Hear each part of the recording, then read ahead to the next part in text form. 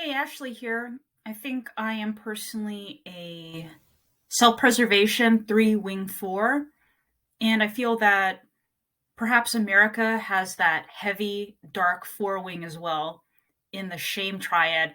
And I want to talk about specifically self-preservation 4 from John Lukovich, the author of Big Hormone Enneagram and Enneagrammer, along with other people on his podcast. I can't recall all their names, but I just want to make that note. Anyway, this particular instinct, I can personally see myself in it, and I'm sure perhaps you can as well. If you have a core 5 investigator or a core 3 achiever, or even you could be a rare true 4 tragic romantic. Self-preservation 4 experiences essential depth through lifestyle and self-expression, requires solitude to be immersed in their creative projects, insular, highly sensual, and tactile, sensitive to matters of aesthetics and ambiance. And I am in my house sitter's office. She happens to be a photographer, and this is such a beautifully decorated home. When I read this, I just look around and I see design, the aesthetic of things.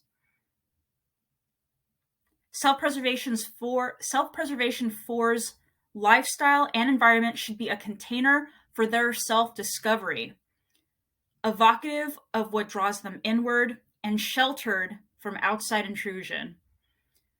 This is what I've loved so much about staying in a house by myself for a month. It's just, there's so much privacy. I'm sheltered from outside intrusion.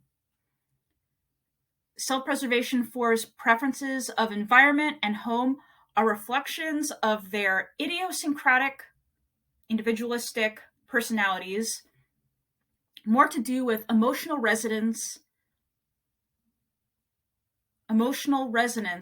than comfort. This is a perfect environment for me to be doing this blog because I look around and I see all these photos of good times that I'm sure evoke positive memories. It's an inspiration for when I get back home for sure.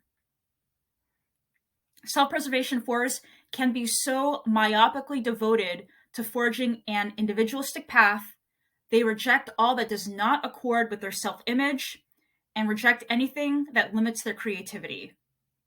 This is the key part. They can fail to develop practical and interpersonal skills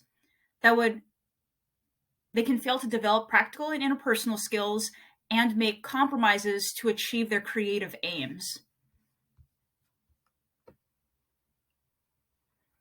Self-preservation 4s struggle with feeling functional and capable because of their feelings of envy, and they feel frustrated that the overall picture of their lifestyle does not accord with their own self-image and subjective experiences.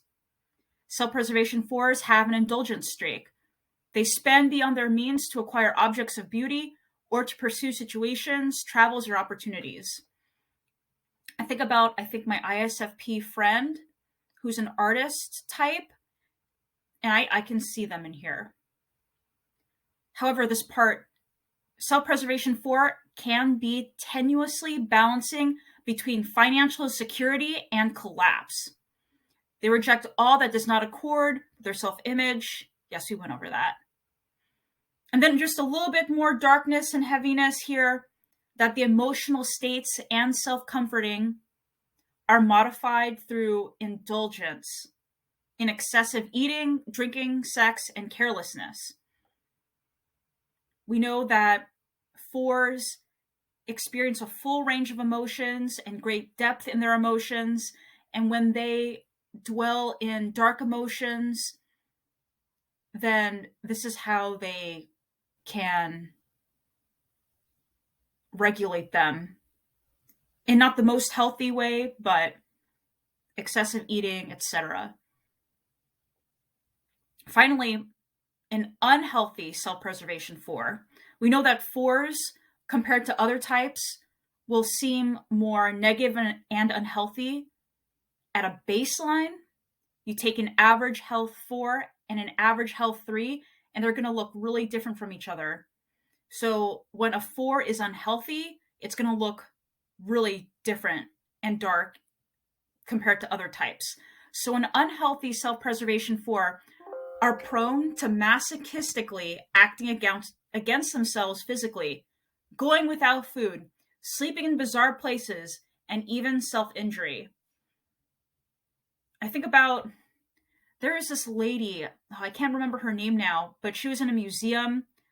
She's in her 70s now, but back even when in her 20s, she did these extreme experiments that were public. And I can see herself in this, where she exposed herself to self-injury from the public with loaded guns, trusting the public to do whatever they wanted to her at such a young age. And she went without food for a long time. I'm sure she did that too.